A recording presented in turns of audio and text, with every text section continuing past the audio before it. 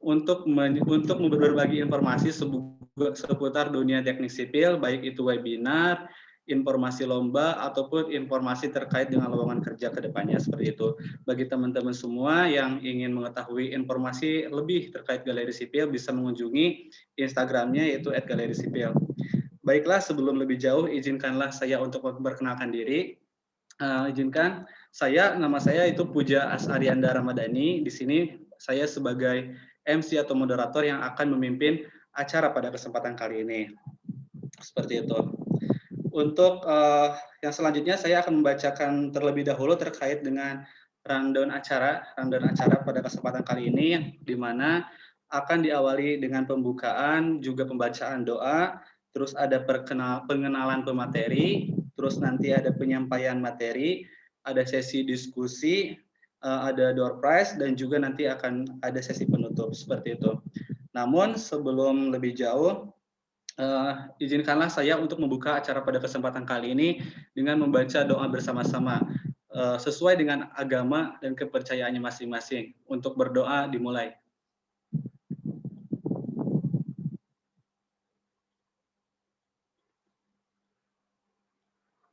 Berdoa selesai.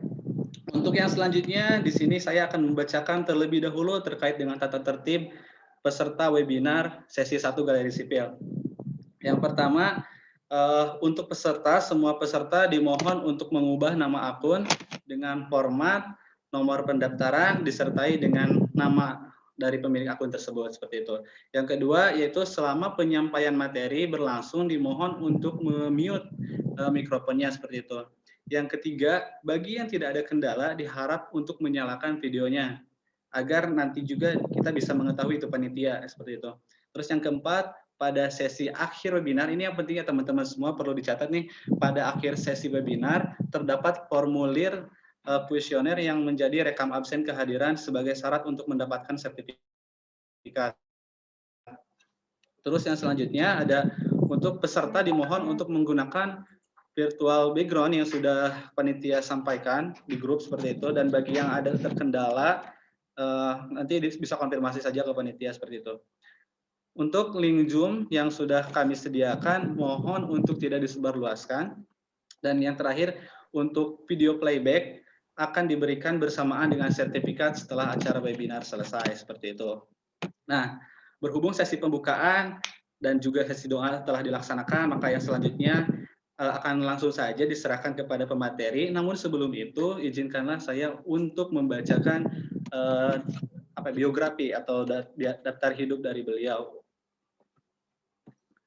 Nah, di sini izinkan share screen terlebih dahulu.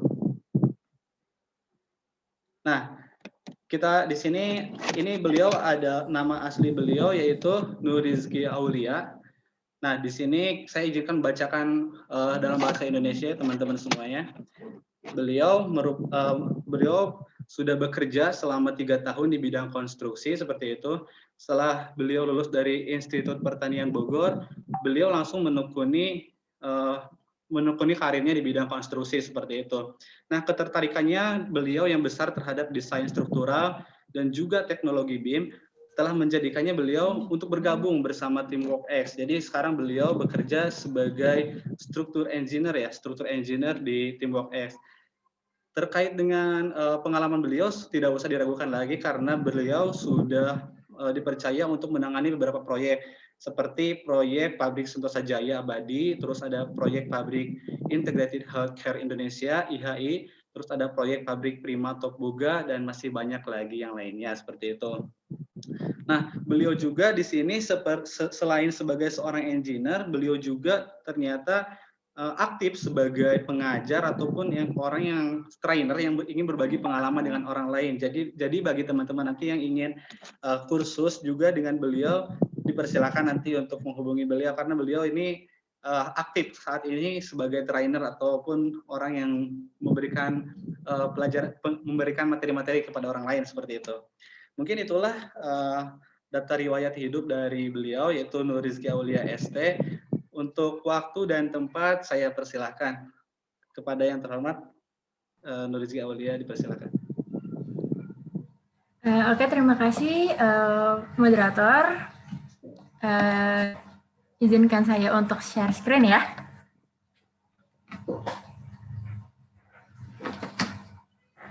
Mungkin panitia bisa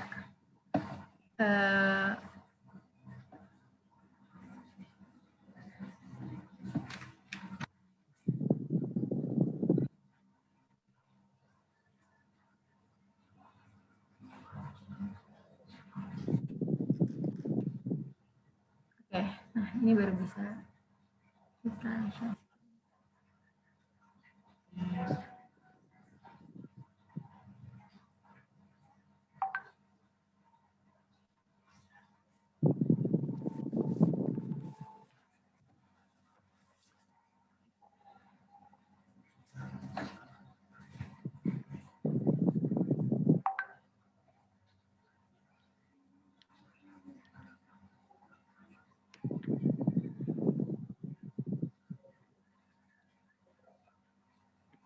Oke, Assalamualaikum warahmatullahi wabarakatuh. Selamat pagi teman-teman semuanya. Pertama-tama saya ingin mengucapkan terima kasih untuk Galeri Sipil yang sudah mengundang saya sebagai pembicara pada kesempatan hari ini. Terima kasih juga kepada teman-teman sekalian yang sudah menyempatkan waktunya untuk hadir pada diskusi kita pada pagi hari ini.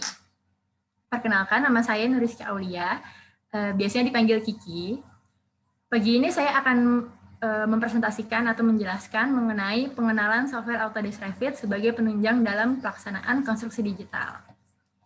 Nah, sebelum itu, pertama-tama saya ingin memperkenalkan profil perusahaan di mana saya belajar banyak sekali hal dalam lingkup desain dan construction.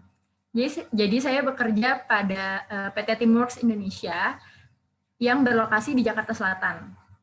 Teamworks adalah perusahaan konsultan perencana yang berdiri sejak tahun 2003. Teamworks ini menyediakan beberapa layanan engineering service, diantaranya yaitu design and engineering, quantity surveying, contract management, construction management, dan project management. Kita biasanya bekerja di bidang industrial, jadi membuat bangunan-bangunan industrial, pabrik. Ini adalah yang di kiri ini adalah contoh proyek kita, di mana kita juga menggunakan aplikasi Revit untuk proses modelingnya. Ini ada proyek Thermax and Crown, dan kita juga mengerjakan proyek-proyek lain seperti kapal api Santos Jaya Albadi, Nestle, Polyplex, Softex, dan lain-lainnya. Oke, jadi langsung saja saya memasuki materi utama di diskusi pada pagi hari ini, yaitu pengenalan software Autodesk Revit sebagai penunjang dalam pelaksanaan konstruksi digital.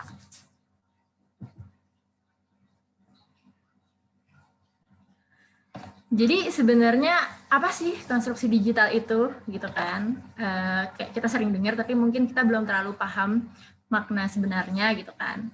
Konstruksi digital adalah penggunaan dan penerapan alat digital untuk meningkatkan proses pengiriman dan pengoperasian kegiatan konstruksi. Jadi sebenarnya intinya simpelnya itu konstruksi yang menggunakan digital tools, electronical, gadget. Nah itu untuk keperluan konstruksinya itu adalah termasuk dalam sektor konstruksi digital. Sebentar.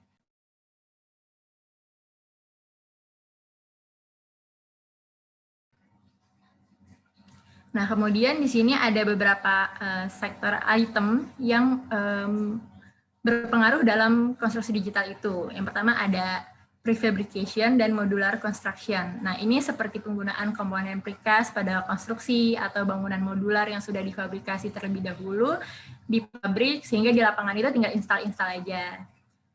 Kemudian kedua ada advanced building material, jadi penggunaan material-material baru sebagai penunjang kegiatan konstruksi, seperti contohnya penggunaan coupler sebagai pengganti sambungan rebar overlap, itu bisa diganti dengan coupler, atau penggunaan steel fiber menggantikan rebar-rebar pada konkrit gitu. Nah, itu termasuk advanced building material.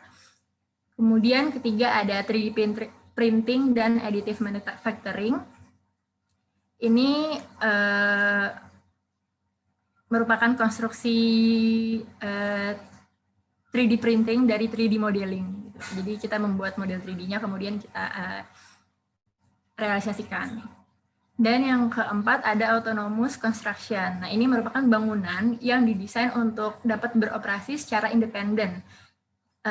Untuk infrastrukturnya, pendukungnya seperti jaringan listrik, jaringan gas, water system, sistem pembuangannya. Dan yang kelima ada augmented reality virtualization. Ini kayak sejenis VR, cuma kebalikannya dari VR. Jadi kalau VR itu kita seakan-akan ada di tempat lain. Kalau augmented reality itu bangunan virtual, elemen virtual yang terlihat di dunia nyata.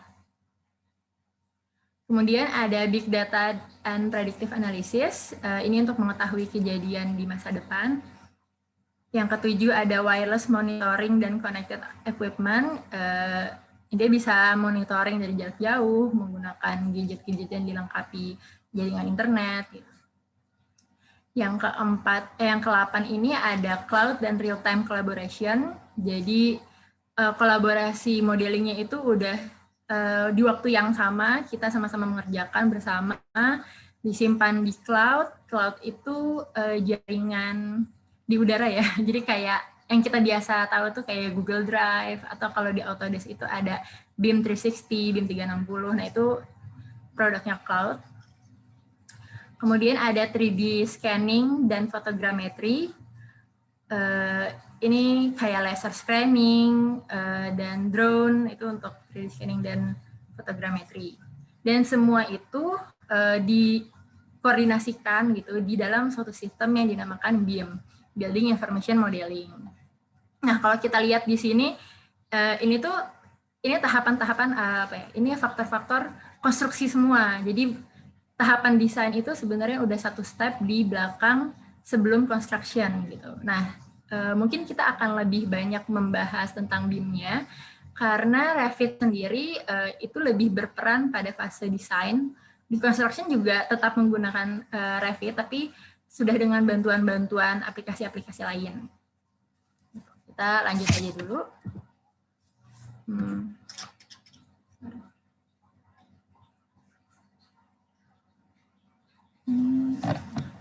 Saya nggak bisa. Oke.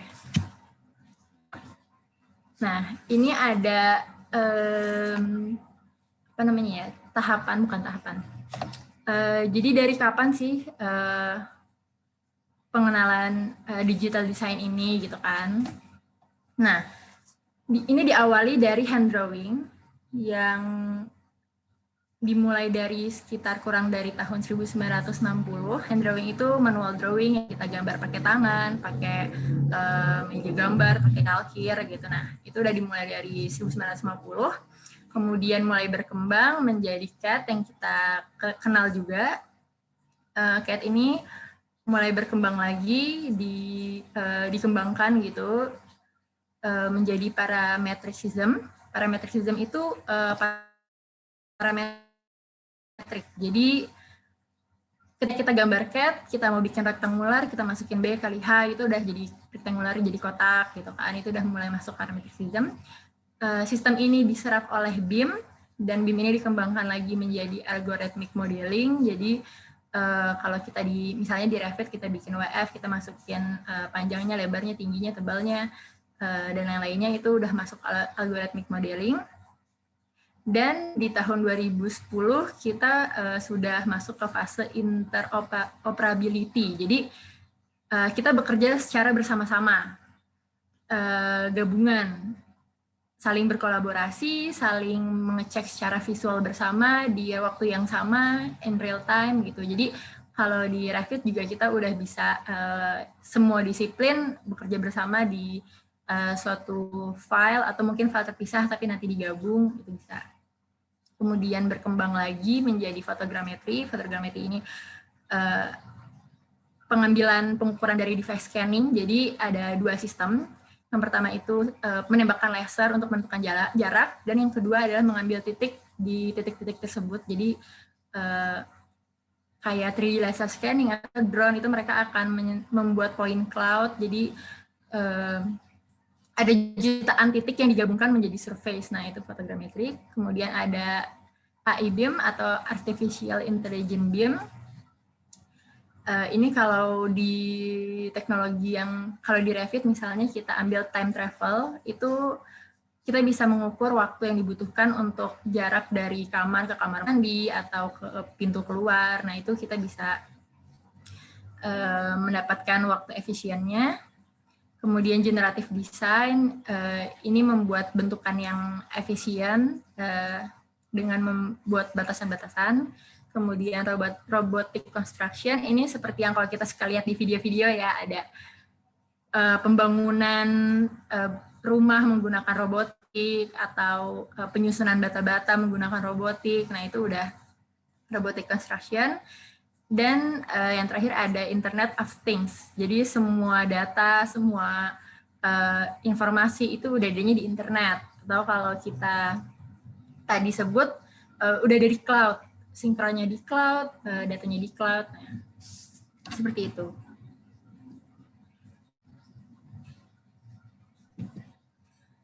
Kemudian ini BIM. Jadi BIM itu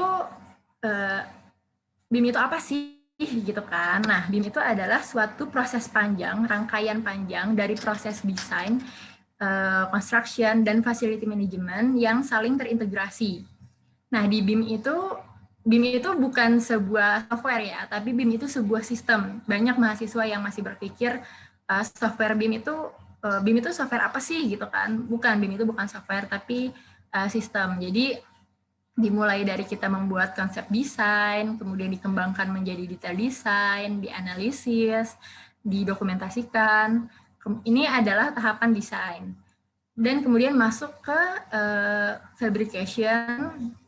fabrikasi materialnya, kemudian masuk ke construction 4D, 5D, ini untuk schedule, biaya, dan lain-lainnya. Kemudian masuk ke konstruksi logistik, ini merupakan tahap fase construction.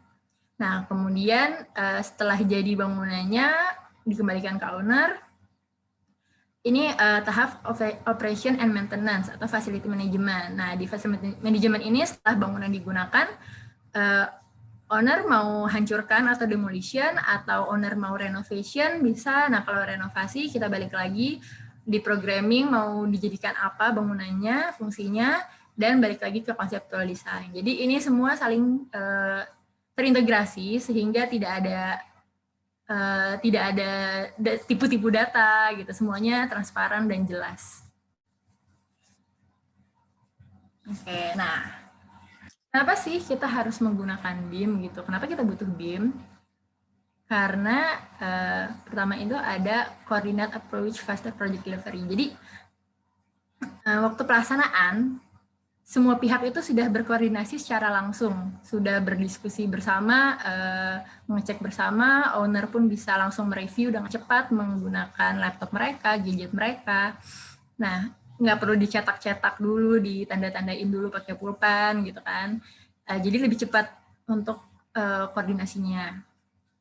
Kemudian bangunan itu sudah disimulasikan sebelum bangunan itu ada, jadi virtual simulation. Kita udah mensimulasikan kira-kira tempatnya di mana, orang berjalannya bagaimana, posisinya apakah terkena matahari pada siang hari, bagian mana yang terkena matahari, gitu. Jadi udah disimulasikan terlebih dahulu. Kemudian untuk prefabrication ini, maksudnya kita udah membuat gambar-gambar, potongan-potongan dari elemen itu secara virtual dalam komputer. Jadi kemungkinan untuk salah ukuran itu lebih kecil. Gitu. Kita juga udah susun-susun seperti apa, bagaimana cara mengangkutnya. Gitu. Nah, kemudian ada virtual model. Jadi kita sudah membuat model bangunannya secara virtual, mengecek elemen-elemen yang ada, apakah bertabrakan dengan disiplin lain, atau apakah ada elemen yang kurang. Gitu. Nah, itu udah dicek terlebih dahulu secara virtual. Nah, no data loss ini maksudnya transparansi, jadi semua datanya itu semua pihak tahu, jelas, dan jika ada pihak yang berhenti dalam proses konstruksi atau proses desain itu tidak akan membuat datanya hilang karena sudah terserap dalam BIM. Jadi kalau misalnya ada owner nanti di ke depan harinya itu mau perluasan itu lebih mudah. Nggak kayak bangunan-bangunan sekarang kan yang kalau kita cari as-built drawing-nya kadang nggak lengkap, atau kalau kita cari perhitungan strukturnya nggak ada gitu. Nah kalau nanti kita udah menerapkan BIM secara utuh, semua data-data itu akan jelas. Kemudian ada kolaboratif desain, jadi ya kita berkolaborasi, semua disiplin sudah masuk, struktur arsitek, mechanical, electrical, HVAC, dan lain-lainnya sudah berkolaborasi. Kemudian no change order, jadi karena kita di fase desain itu sudah jelas, sudah lengkap, sudah disetujui, sudah hampir mirip dengan bentuk aslinya gitu. Jadi perubahan di fase konstruksi itu sangat minim gitu. Jadi budgetnya itu udah bisa dibilang cukup akurat. Kemudian better data quality, less bidding management. Jadi datanya itu udah bagus. Nanti owner kalau mau melakukan ekspansi, perluasan, atau mau renovasi, itu semua datanya jelas. Pintu-pintunya di mana, ukurannya berapa, materialnya apa, speknya apa, itu udah jelas semua. Nah, modelisasinya itu bisa kita menggunakan Revit ataupun aplikasi lain yang berbasis BIM. Tapi di sini kita fokus ngomonginnya Revit dan Autodesk ya.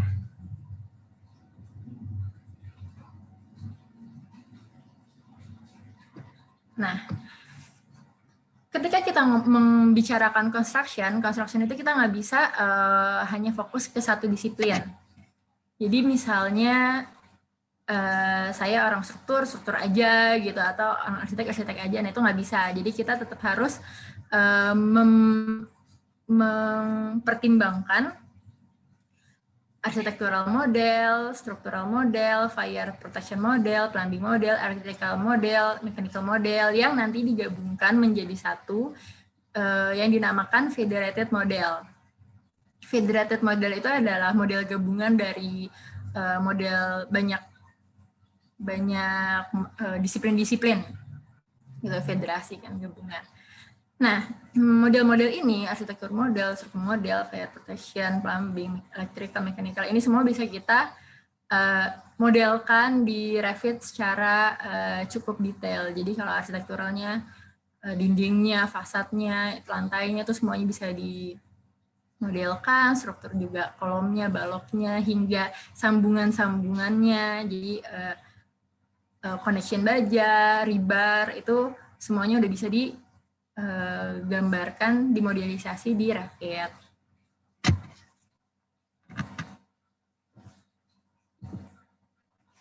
Nah, kenapa kita butuh BIM lagi? Karena semua pihak sudah bekerja sama dari awal, dari fase desain. Jadi untuk engineer, struktur engineer, arsitek, mechanical, electrical engineer, BIM manager, itu semua sudah berkolaborasi, sudah mendesain di awal menggunakan Revit, ya, Revit collaboration. Mereka sharing model, dan model ini bisa dimasukkan ke BIM 360 Team atau BIM Cloud, Autodesk Cloud ini. Nah, untuk di-review, untuk dicek, untuk di-komen, dilakukan perubahan pada BIM 360 tersebut oleh pihak-pihak terkait seperti cost estimator, principal, building owner, spesialis, manajer, asisten, konsultan. Nah, itu semuanya bisa ngecek di BIM 360-nya. Jadi mereka tanpa perlu punya software Revit pun, kalau mereka punya 360, mereka bisa mengecek modelisasi dari para engineer ini.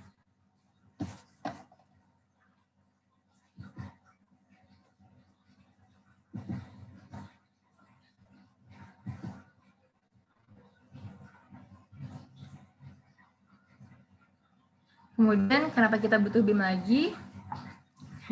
Karena quality design-nya sudah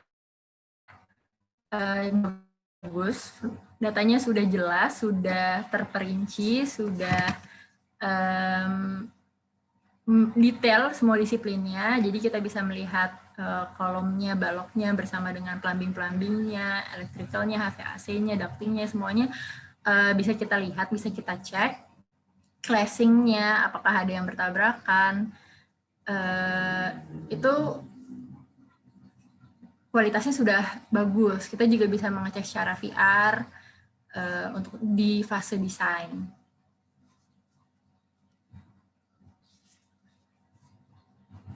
Nah, kemudian cost-nya certainty.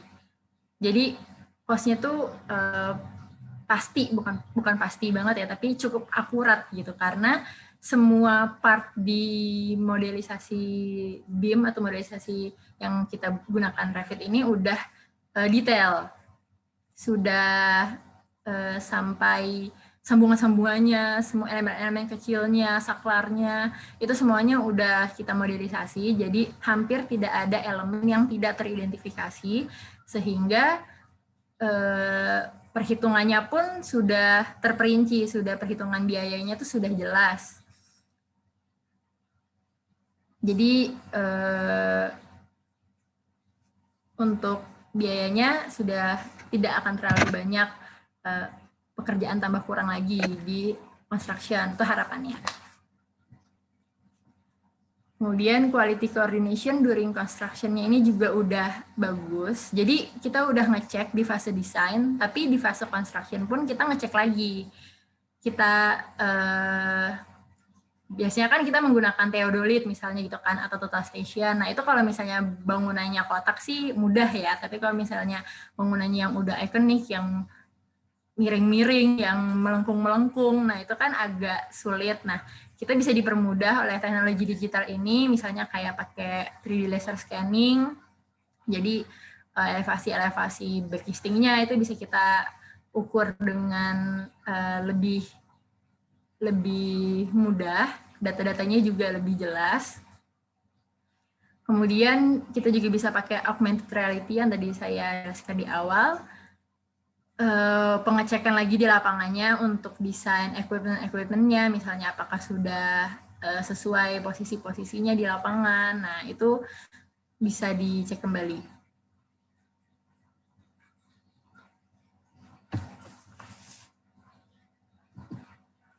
Nah, di BIM ini juga kita bisa membuat planning sequencing. Jadi kita sebutnya itu metode kerja, workflow method itu. Nah, ini seperti yang bisa dilihat, misalnya dari kita bisa bikin tahapannya awalnya seperti ini, kemudian naik hingga topping off gitu. Nah, ini bisa kita simulasikan, kita modelisasi di Navisworks, tapi dengan file native-nya Revit gitu. Atau sebenarnya Navisworks itu nggak harus nggak harus Revit ya, native-nya dia bisa pakai aplikasi BIM lain, nanti di combine di Navis, tapi kan sekarang kita bicarakan kalau Navis itu satu produk dengan Revit, jadi akan lebih mudah untuk pembacaan gambarnya. Nah, kemudian di sini ada sedikit saya ingin menjelaskan mengenai Maclaurin Curve. Ini adalah grafik hubungan antara waktu dengan effort atau efek yang dikeluarkan. Jadi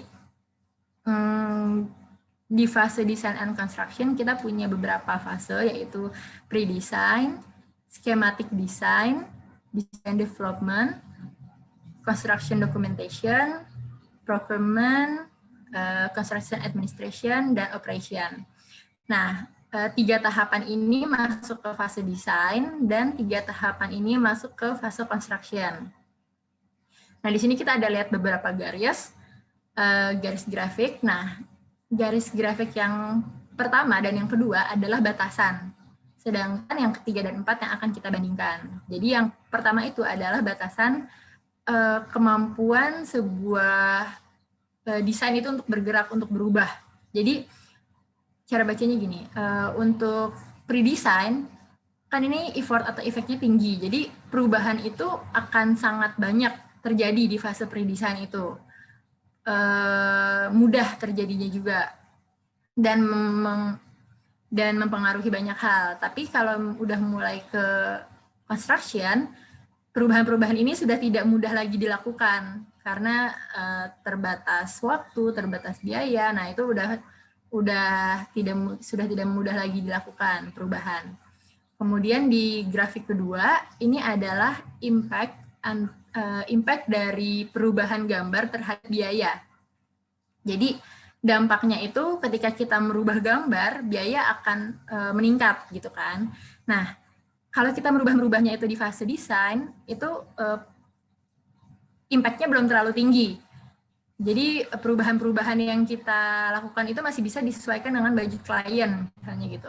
Tapi kalau sudah di fase construction, bahkan facility management, nah itu impact-nya akan tinggi banget karena sudah terbatas waktu, proyek harus selesai cepat, dan ke batasan-batasan seperti di sini mau nambah equipment tapi sudah ada struktur jadi nggak bisa, atau yang lainnya, atau kebalikannya. Nah, itu akan mempengaruhi biaya, sangatnya menjadi tinggi. Nah, untuk traditional design proses, ini posisi kita masih di line ketiga.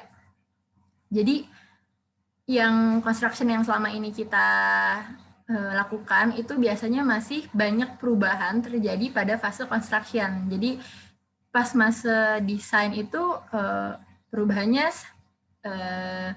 tidak terlalu banyak, tapi pas di construction baru tahu nih kalau ada yang tabrak-tabrakan, kalau ada yang tidak sesuai, atau ternyata belum di-approve gitu. Jadi kayak banyak yang perubahan terjadi di construction, sehingga kemudahannya itu udah sulit, kemudahan perubahannya itu udah sulit, dan biayanya sudah tinggi. Nah, yang diharapkan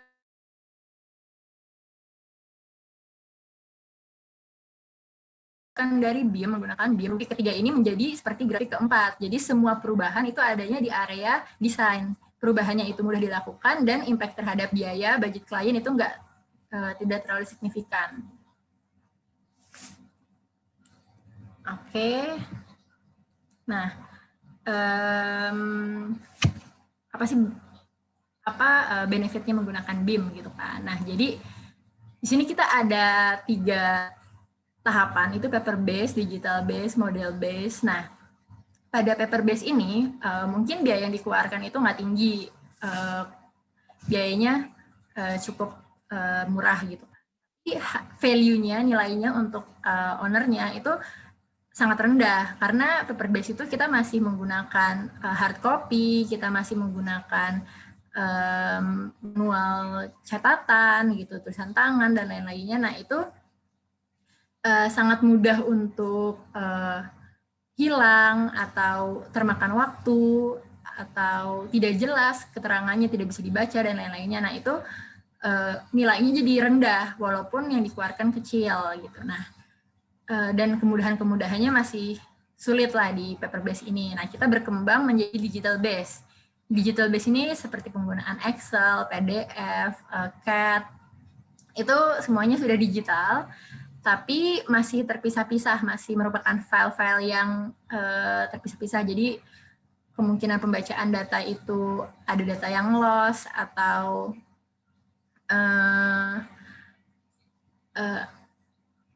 ada yang terpisah, penyimpanannya terpisah-pisah jadi sulit ditemukan. Nah, itu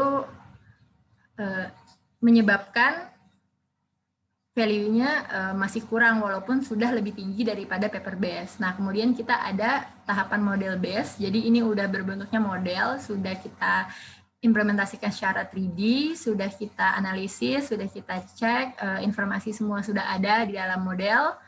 Nah, ini yang kita namakan BIM Construction. Nah, ini walaupun mungkin modal yang dibutuhkan cukup tinggi karena mungkin kita butuh gadget yang bagus, kita butuh software yang bagus, tapi nilai yang dimilikinya itu lebih tinggi. Kejelasan informasi, alur pembacaan data itu bisa lebih jelas, dan bisa dibilang selalu ada kan, dia disimpannya di cloud, jadi nggak mudah hilang gitu, tidak termakan waktu. Oke, kemudian benefit lainnya yaitu jadi di sini ada penelitian dari studi gitu dari GC Cannistrato.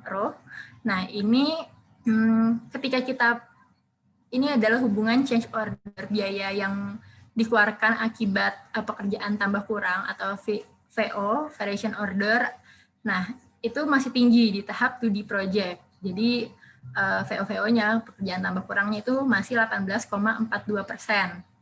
Sedangkan kalau kita menggunakan 3D Lonely Beam, ini sudah turun menjadi 11,17%. Tapi 3D Lonely Beam ini maksudnya apa sih? Nah, jadi kayak hanya satu pihak yang menggunakan BIM. Misalnya konsultannya saja yang menggunakan BIM, tapi kontraktornya enggak, ownernya enggak.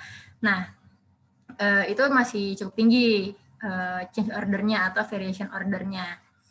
Nah, ketika kita sudah menggunakan kolaboratif BIM, kolaboratif design, change order-nya menjadi sangat kecil, yaitu 2,68%. Jadi, karena biaya semua elemen semua sudah terhitung di awal sebelum tender, ketika construction, pekerjaan tambah kurang mungkin tetap ada, tapi masih kecil. Walaupun goalnya ini kayaknya hampir nggak mungkin ya, goalnya nggak ada change order, kayaknya itu udah sulit dicapai. Kemudian di sini juga ada keterangan mengenai penekanan biaya untuk ANC atau Engineering and Construction tahunannya itu mencapai belasan persen, jadi minus 15%, minus 16%, minus 12%. Nah ini mungkin terlihatnya kecil belasan persen, tapi ini tuh terhadap nilai bangunan, nilai kontrak construction. Jadi kalau bangunan untuk construction-nya 100 miliar, ya biaya yang bisa ditekankan itu 15 miliar gitu. Ya kan itu nilai yang cukup tinggi, sedangkan membayar konsultan aja mungkin hanya 3%, 2%. Nah, tetap lebih untung untuk menekan biaya di fase construction.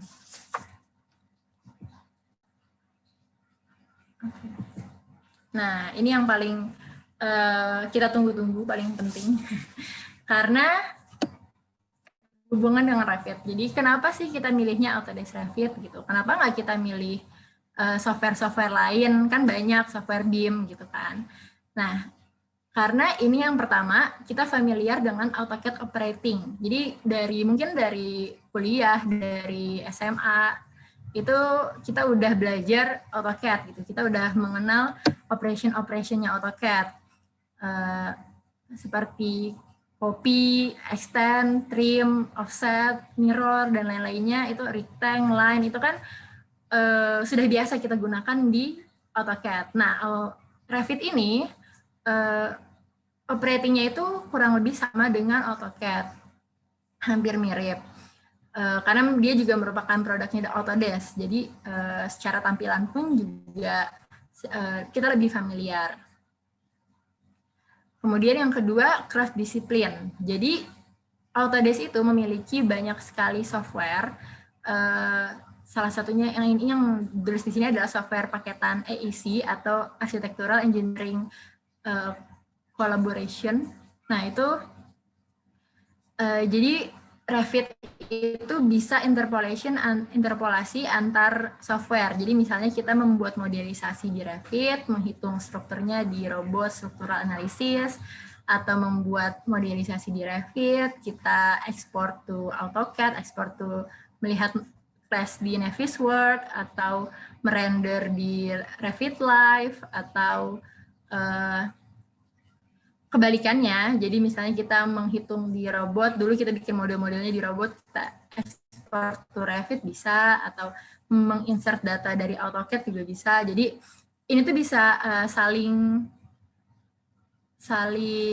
bolak-balik dari Revit keluar, dari luar ke Revit. Nah, tapi ini satu paketan Autodesk software. Nah, yang ketiga, Autodesk itu mempunyai banyak partner support. Jadi di Revit itu banyak sekali add-in dan plug-in yang bisa kita gunakan untuk membantu modelisasi Revit. Maksudnya Revit itu walaupun dia bisa mengerjakan banyak hal, tapi bisa dimudahkan lagi dengan aplikasi-aplikasi lain. Misal, Sofistic. Di Revit itu kita bisa membuat rebar, kita bisa menggambar rebar, itu bisa. Tapi kalau untuk grouping, untuk tagging, untuk bar bending, itu dia masih sedikit kesulitan. Masih kita harus menggambarnya secara manual. 3D tapi manual gitu ya. Nah, kalau Sofistic itu membantu kita untuk penggambarannya. Jadi misalnya rebar itu kolom panjangnya 24 meter gitu. Nah kan nggak mungkin kita rebar satu panjang gitu kan. Rebar kan panjangnya 12 meter misalnya. Jadi dia Sofistic akan automatically memotong-motong dan membuat overlap-nya.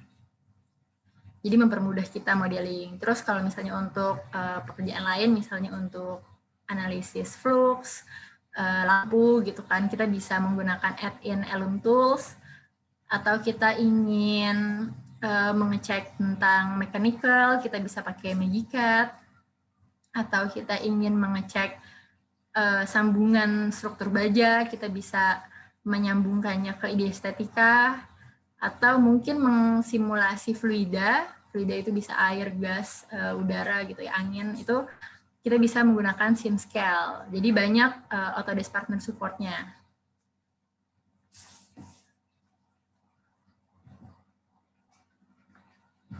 Nah, ini adalah software-software Autodesk yang merupakan bagian dari paketan Architecture, Engineering, Construction Collection. Sorry, tadi saya agak salah.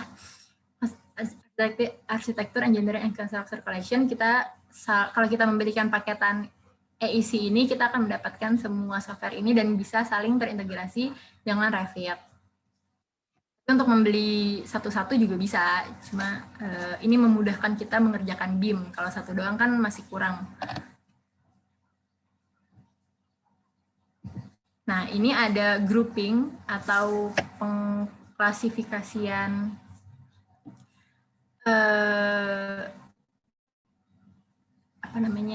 software-software Autodesk. Nah, ini untuk building design kita ada arsitektur, struktur, dan MEP engineering. Di arsitektur kita biasa menggunakan Revit untuk modelingnya.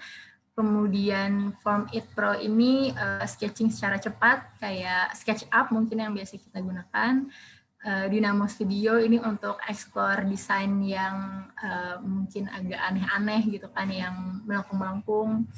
Kemudian ada Insight, ini untuk energi analisisnya. 3D Max ini untuk foto arsitektur renderingnya. Kemudian AutoCAD yang biasa kita gunakan. Dan di struktur kita biasa menggunakan Revit sama untuk koordinasi dengan arsitek dan disiplin lain.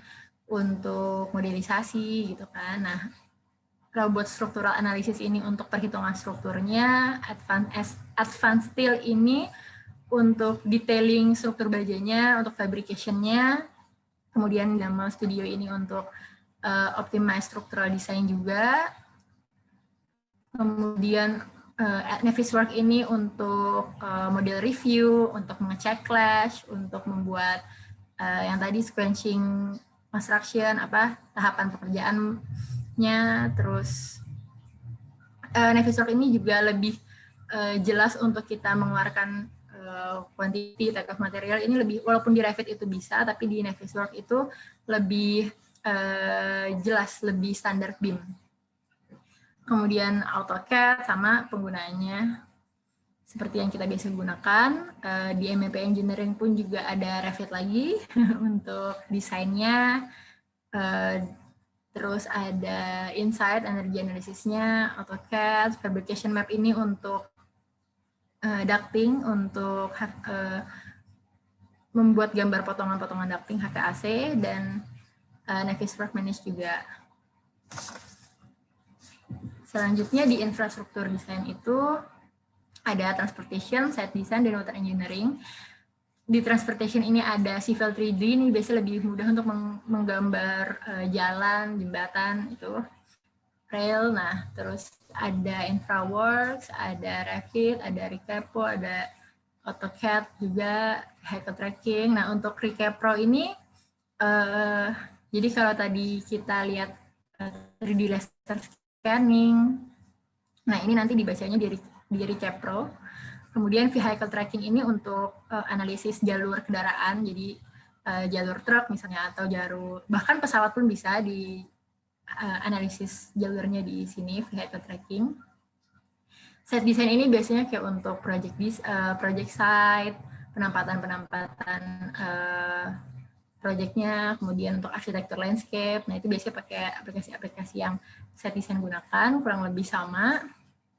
Kemudian water engineering itu ada, water engineering ini nggak hanya open water ya, maksudnya nggak hanya yang kayak waduk gitu-gitu, tapi juga plumbingnya, karena di sini ada AutoCAD Plan 3D, nah ini biasanya untuk pipingnya gitu. Nah, kemudian di construction pun kita menggunakan software Autodesk, general contractor biasanya menggunakan AutoCAD untuk dokumentasinya, Revit untuk membuat detail construction-nya juga, terus Navis Workmanage, terus untuk menggunakan Recapro juga untuk 3D scanning-nya.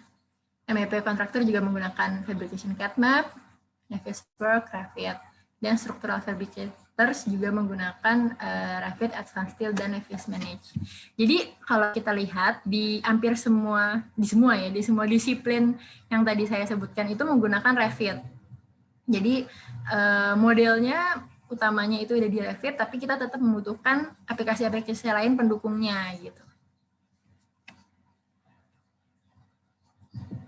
Nah, sedikit saya menjelaskan mengenai Revit itu sendiri. Jadi kunci dari konsep di Revit itu adalah modeling. Modeling itu kita buat yang terintegrasi gitu untuk drawing sheet-nya, untuk secara tampilan 2D-nya, 3D view-nya, schedule tuh maksudnya kayak legend-nya gitu kan, terus material take off-nya itu mempresentasikan informasi dari bangunan yang sama. Jadi kita ngomonginnya udah model, udah bentukan 3D yang mempengaruhi semuanya gitu kan. Nah, semua elemen 3 dimensi di Revit itu kita sebutnya elemen, semua blok model 3 dimensi di Revit itu kita sebutnya elemen. Nah, elemen ini memiliki parameter. Jadi parameternya itu bisa kita ganti-ganti. Kita bisa mendefine size-nya, ukurannya, shape-nya, bentuknya gitu kan. Posisinya, lokasinya, levelnya, materialnya, spek-nya itu semua bisa kita atur di parameternya. Karena semua elemen di Revit itu bisa dengan mudah kita ganti gitu. Jadi nggak bikin manual seperti di CAD gitu kan, kita ngerubah tingginya, geser garis gitu kan misalnya. Nah ini nggak, kita tinggal masukin aja tingginya mau berapa, 2 meter, 3 meter gitu. Nah family, jadi di Revit itu kita mengenal family. Family itu adalah kumpulan dari elemen-elemen yang memiliki kegunaan yang sama. Jadi misalnya nih pintu. Pintu itu kan tipenya ada banyak, materialnya ada banyak, jenisnya ada banyak, bentuknya ada banyak. Nah, semua jenis pintu itu family-nya adalah pintu. Tapi elemennya beda-beda karena parameternya beda-beda gitu. Nah, sama kayak misalnya kolom beton, kolom baja itu sama-sama struktural kolom. Tapi bentuknya beda, elemennya beda, materialnya beda gitu. Jadi yang dinamakan family itu semua elemen yang memiliki kegunaan yang sama gitu. Nah, kemudian di Revit itu kita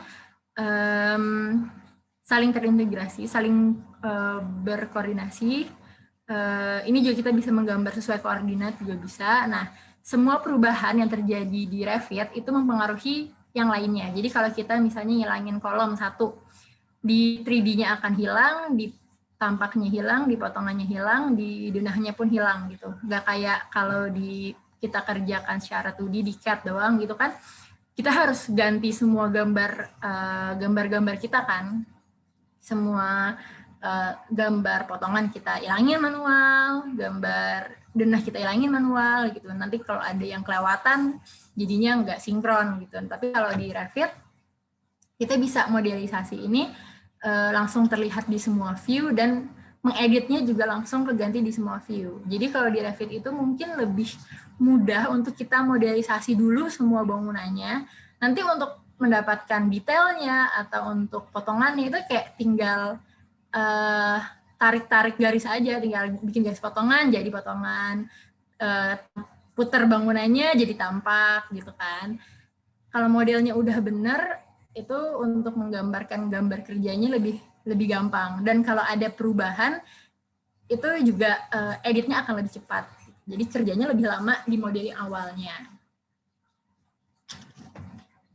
Nah, ini adalah flow BIM structural design fabrication flow. Jadi pertama-tama kita mendesain ini semua engineer itu semua desainer engineer itu bekerja di file Revit, multidisiplin, coordination, pas udah oke, udah jadi bentuk yang diinginkan, kita keluarkan aja struktural modelingnya. Jadi di Revit itu bisa mengeluarkan gambar strukturnya aja gitu, atau arsiteknya aja itu bisa. Nah, terus kita export to structural analysis program, misalnya robot. Nah, ini kita analisis kekuatannya, kemudian kalau sudah oke, balik ke structural model, kita ekspor lagi ke advanced steel untuk fabrication drawing-nya gitu. Dari Revit itu bisa mengeluarkan drawing, tapi kalau untuk detailing baja, untuk fabrikasi baja itu lebih lengkap dan lebih bagus itu di advanced steel fabrication drawing. Kemudian dari sini langsunglah jadi construction dokumennya. Nah, ini untuk connect to fabrication. Jadi di Revit kita bisa mendesain tulangannya seperti apa, modelnya seperti apa. Kemudian di Revit juga kita bisa bikin steel detailing, detailing bautnya, stiffenernya, haunch-nya. Nah, itu bisa kita modelisasi di Revit juga. Kemudian bisa kita masukkan ke dalam cloud atau BIM 360 software ini untuk direview lagi ke pihak-pihak terkait. Kemudian jika sudah oke, kita bisa fabrikasi menggunakan aplikasi Advanced Steel. Nah, kemudian ini kalau yang tadi itu untuk baja, kalau yang ini untuk beton. Jadi ini workflow-nya untuk concrete reinforcement. Nah, pertama kita gambarkan struktural modelingnya di Revit, kita gambarkan kolomnya, baloknya, dindingnya, lantainya, pondasinya. Nah, kemudian kita analisis di kekuatan strukturnya di robot struktural analisis, kita masukin beban-bebannya, gempanya, kita cek lanjutannya, driftnya, dan lain-lain. Kemudian kalau sudah oke, kita cek ke detail tulangannya, menggunakan robot juga.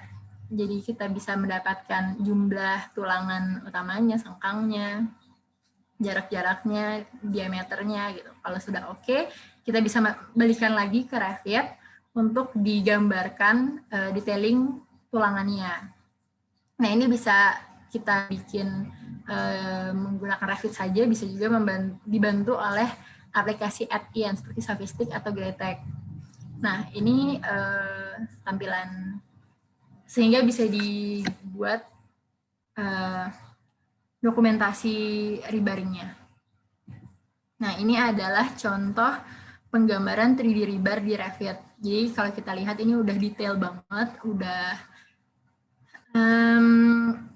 tulangan-tulangannya ketahuan jarak-jaraknya juga. Nanti kalau misalnya ini ada pipa harus masuk ke balok gitu, harus melewati nembus balok karena keperluan memang dia nggak bisa di bawah gitu, misalnya di bawah baloknya atau di atas baloknya, jadi seenggaknya kita bisa mengantisipasi agar dia tidak memotong tulangan utama gitu kan. Jadi lebih detail lah di sini terlihat juga.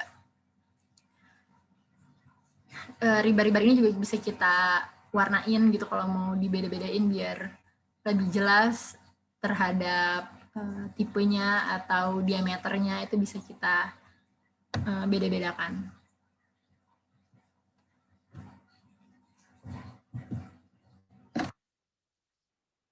Kemudian ini adalah tampilan schedule rebar. Jadi di Revit itu bisa otomatis mengeluarkan rebar schedule, nggak perlu kita gambar manual lagi, ngitung manual lagi, ngukur lagi, itu nggak perlu. Ini udah dari modelingnya, kita bisa ekspor menggunakan perintah schedule gitu. Jadi ada nanti keluar secara otomatis.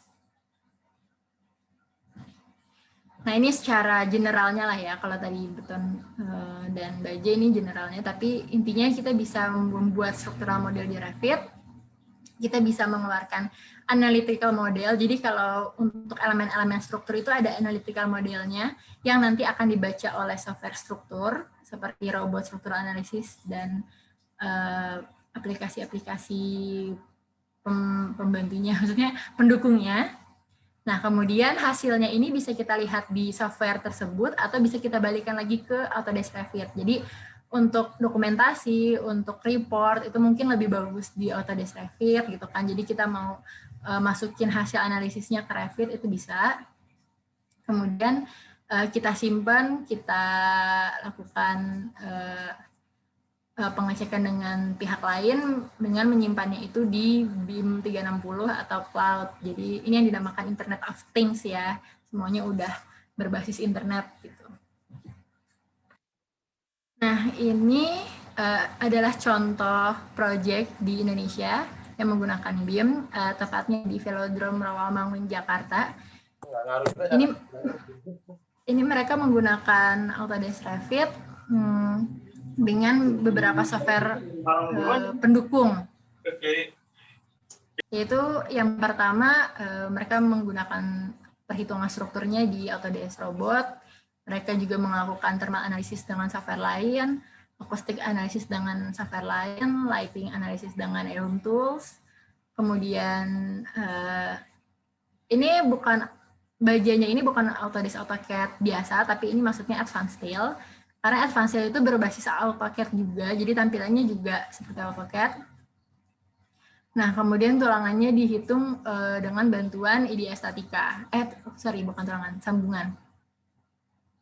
Dan hasilnya juga gambar kerja gitu yang berbentuk PDF drawing, karena sekarang masih mudah untuk dikirim ke aplikasi-aplikasi itu masih dalam bentuk PDF. Misalnya bisa dikirim melalui WA gitu kan. WA juga salah satu digital tools ya.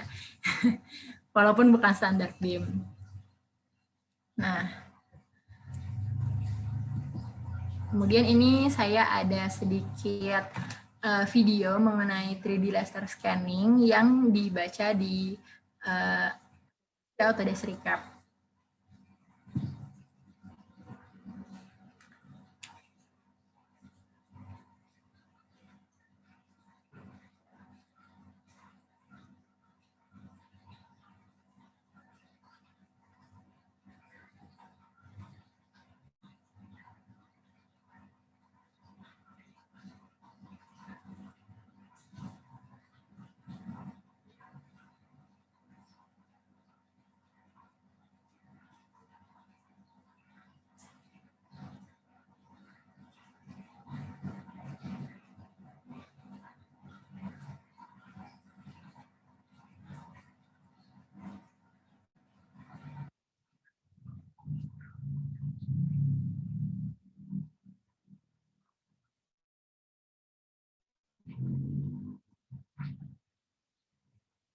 Oke, nah kemudian ini terakhir saya ada video juga mengenai augmented reality.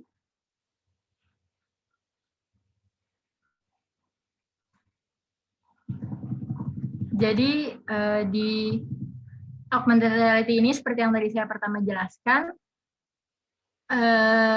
barang virtual yang terlihat seperti ada di dunia nyata gitu kan. Kalau VR kan kitanya yang kayak di tempat lain, kalau ini kebalikannya. Nah, ini buat contohnya untuk pengecekan equipment-nya sudah pas belum di posisi di lapangannya.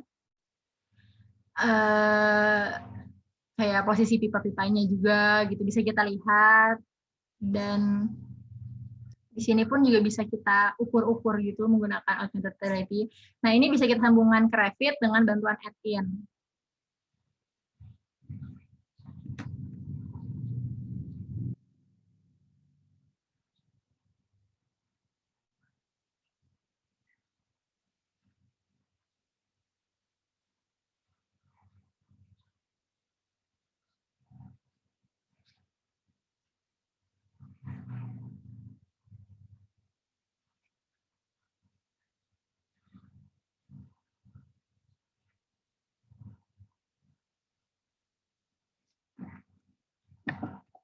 Oke, terima kasih.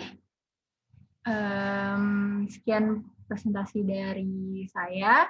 Untuk kurang lebihnya saya terima kasih dan mohon maaf. Saya kembalikan lagi ke panitia.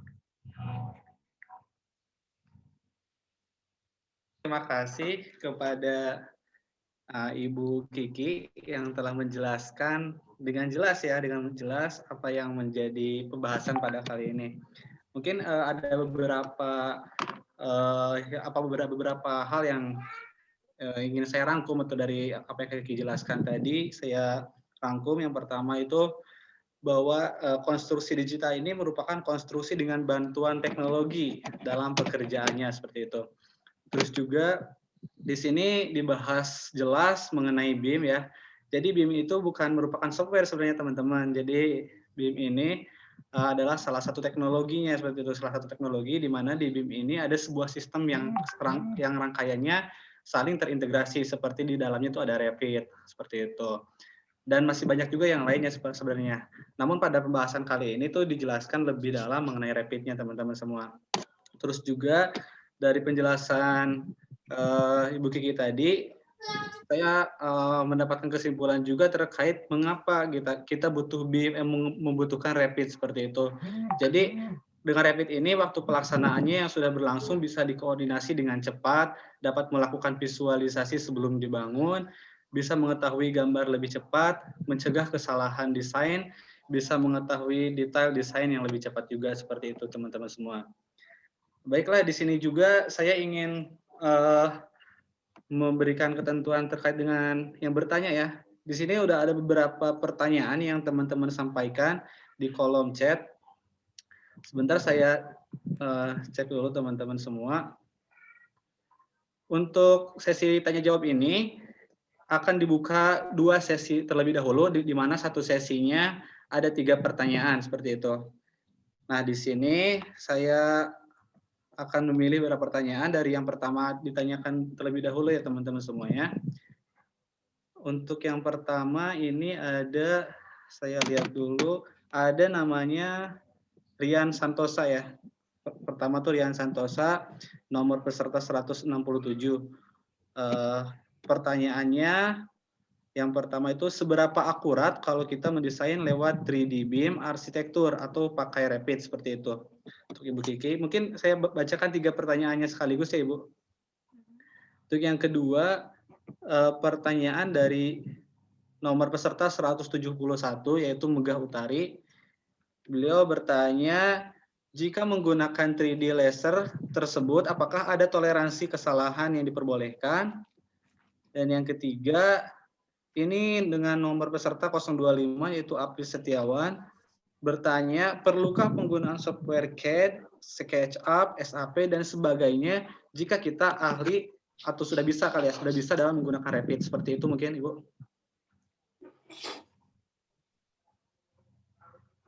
Ya. Oke.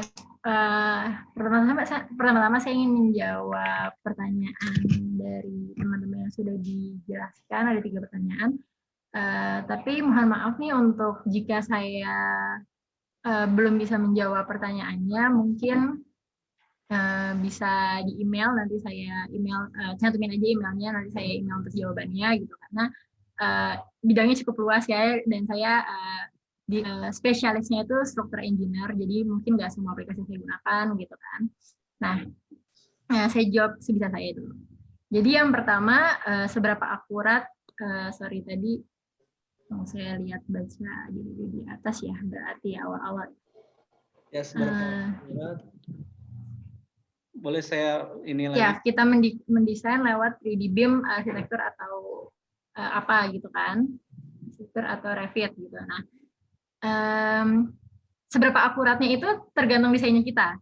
Jadi kalau akuratnya maksudnya terhadap jaraknya gitu-gitu, secara posisi misalnya di lapangan kita survei di koordinat berapa X, dari base point-nya itu berapa X-nya, berapa Y-nya, itu bisa kita atur di Revit-nya.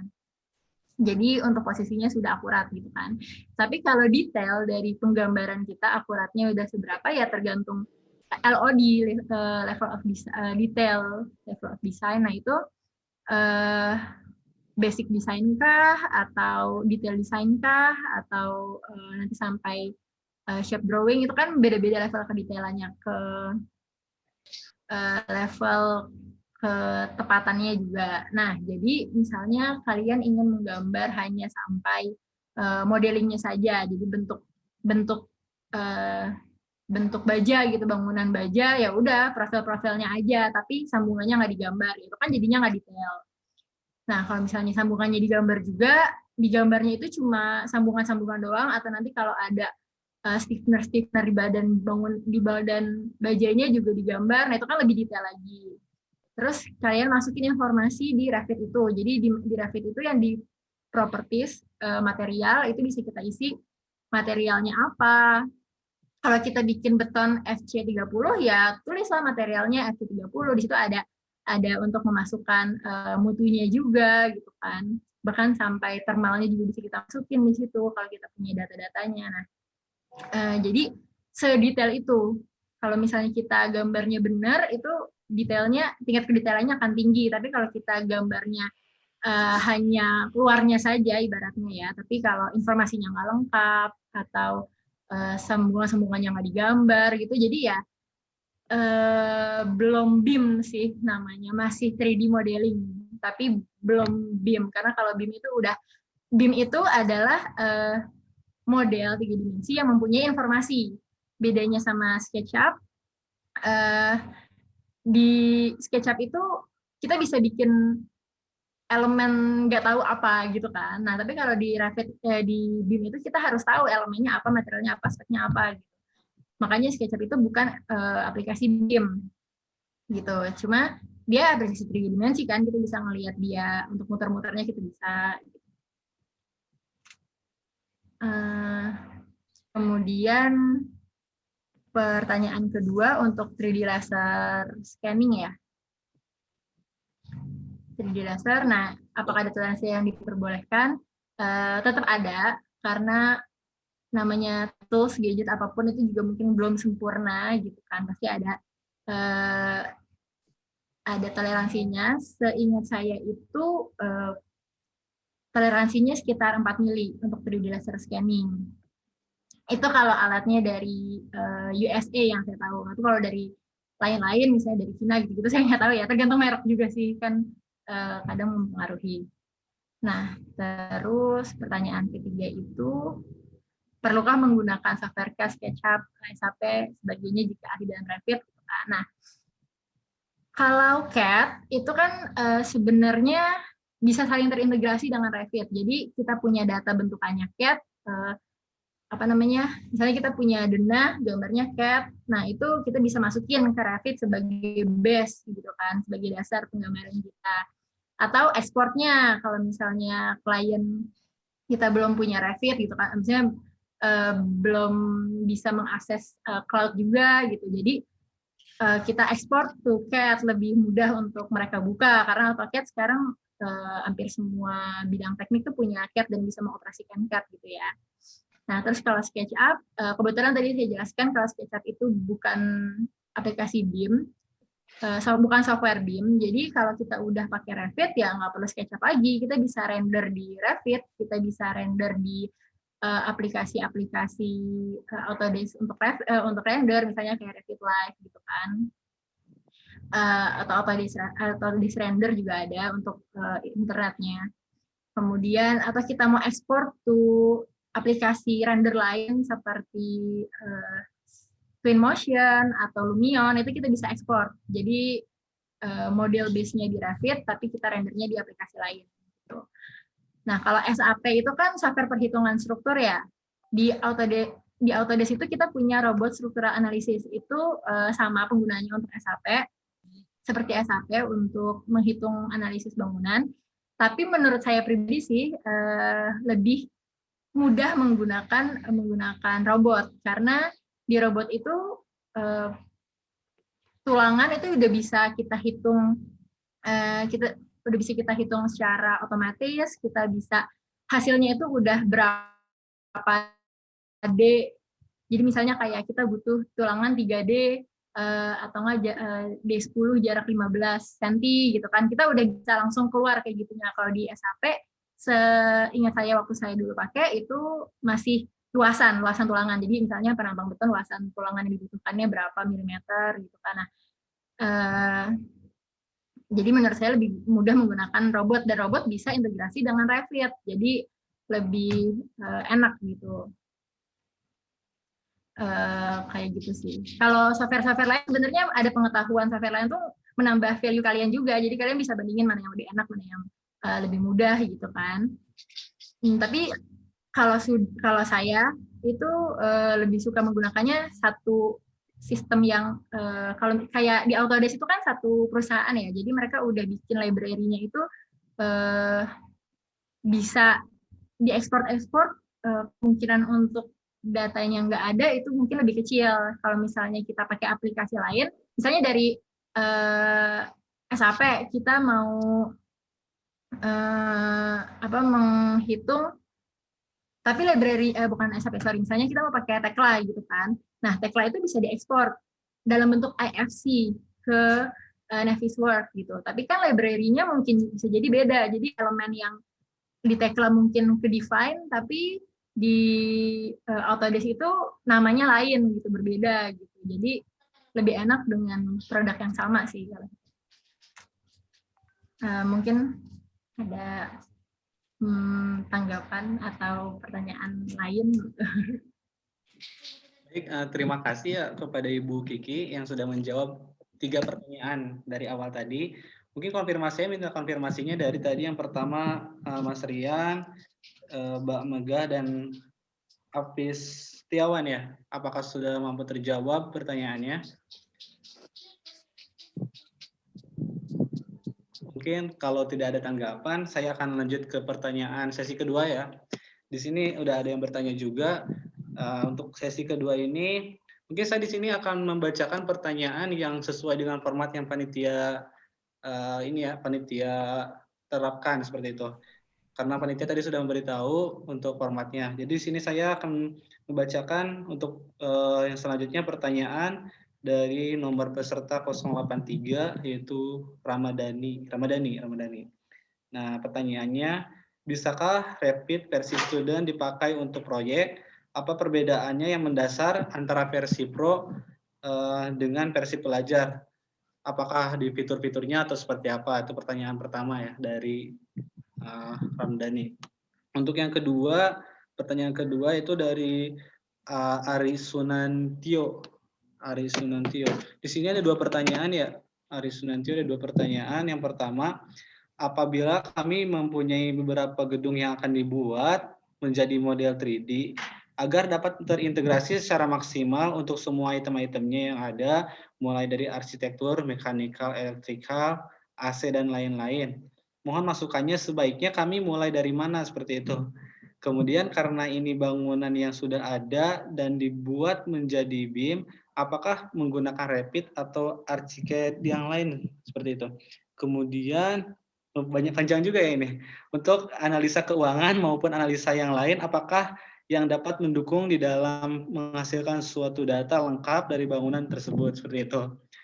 Ini ada pertanyaan keduanya.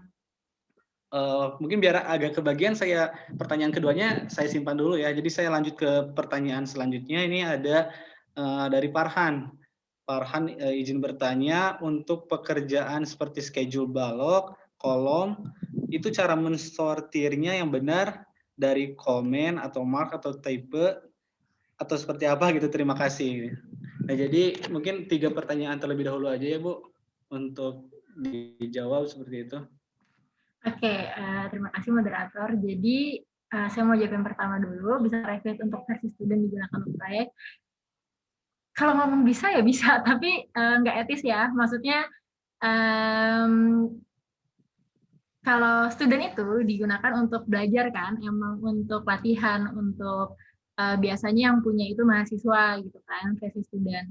Tapi kalau untuk keperluan proyek komersial, nah itu sebaiknya memang menggunakan software aslinya. Kita bisa beli license-nya di Autodesk-nya gitu kan, dan itu sewa per tahun gitu. Jadi nggak yang langsung mahal di awal gitu, tapi kita bisa mungkin lebih terjangkau daripada kita beli putus gitu kan.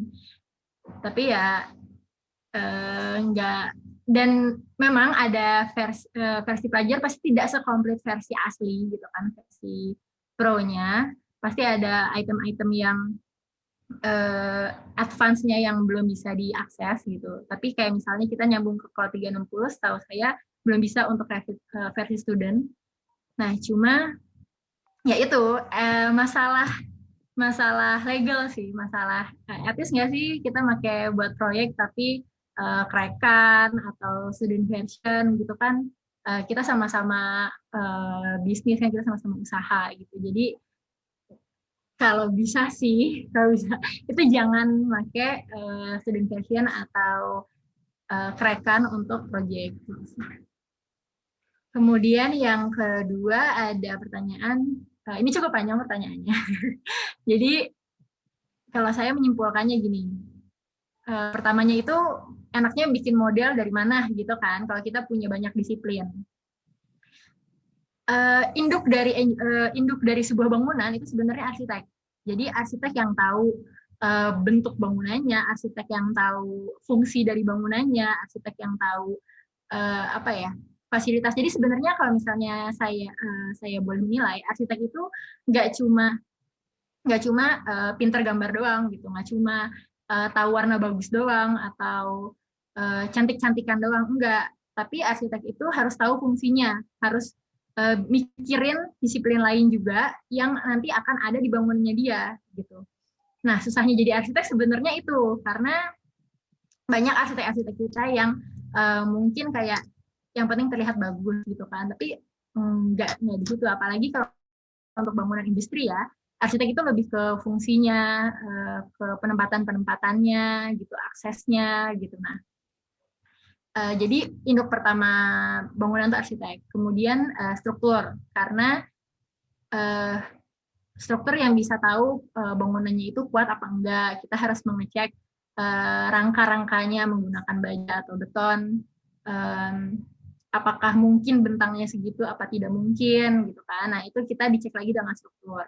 Baru masuk ke MEP. MEP Mechanical Electrical AVAC itu masuk setelah setidaknya basic design dan struktur itu sudah berjalan. Karena baru kita menyesuaikan lagi kan kebutuhan dari MEP, apakah ada yang clash apa enggak, nanti menyesuaikan yang ngalah arsiteknya atau strukturnya atau MEP-nya gitu. Jadi bukan selalu MEP yang ngalah ke arsitek struktur ya, tapi kita berkolaborasi gitu. Nah, kemudian lebih baik menggunakan Revit atau ArchiCAD. Nah, ya kalau mau nanya sama saya ya Revit gitu.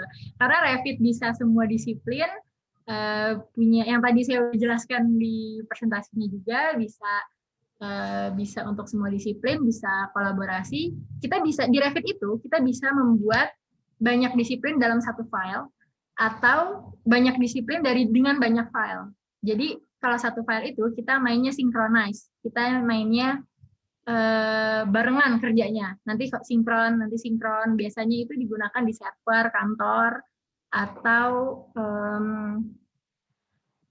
di server, intinya menggunakan server lah, jaringan yang masih jaringan kabel gitu kan, karena butuh kecepatan dalam sinkron biar nggak nyangkut. Tapi kalau kita bermainnya di internet, di masa sekarang kan internet kita belum yang secepat itu ya, maksudnya dibandingkan di luar negeri juga masih sangat tertinggal mungkin.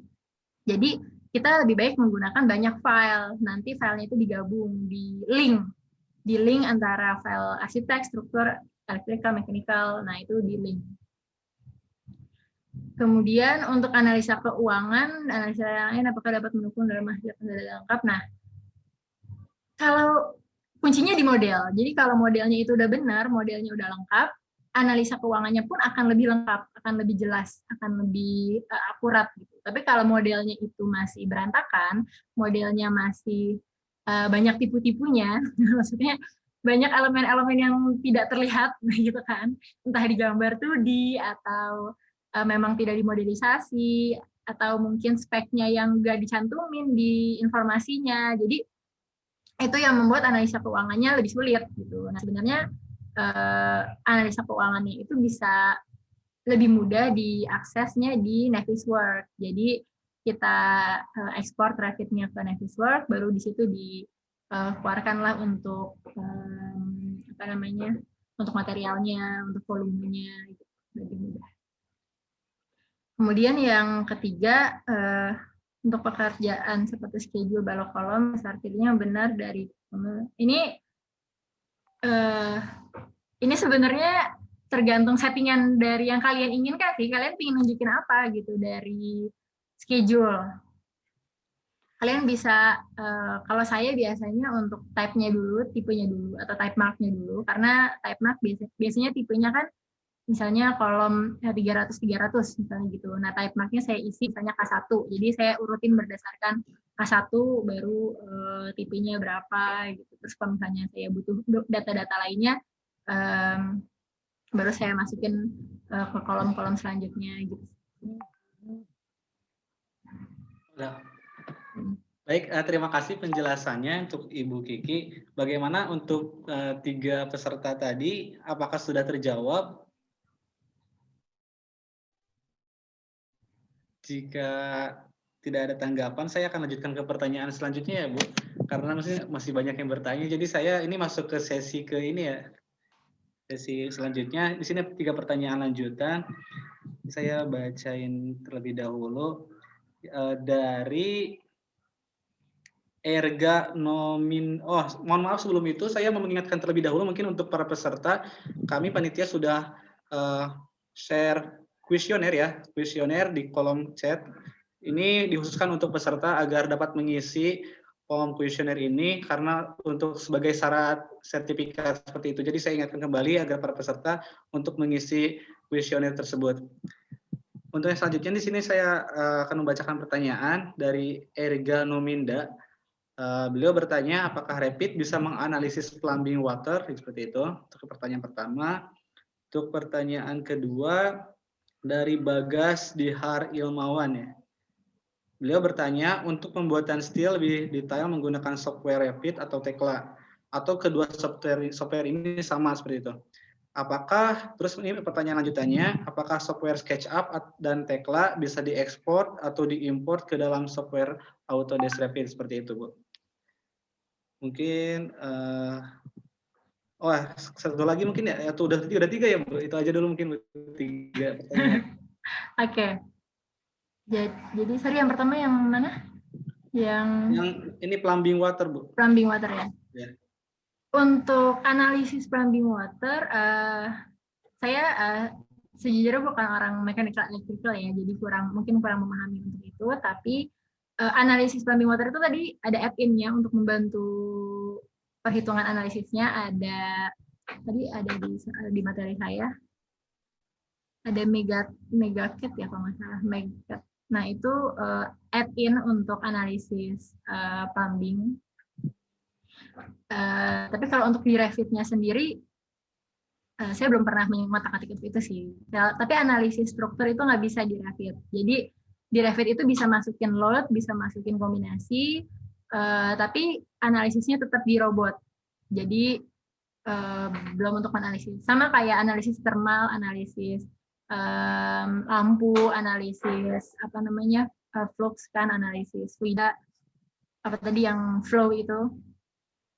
Terus analisis energi analisis itu di Revit nggak bisa, tapi dia bisa export to other software atau dia bisa menggunakan add-in gitu untuk analisis itu.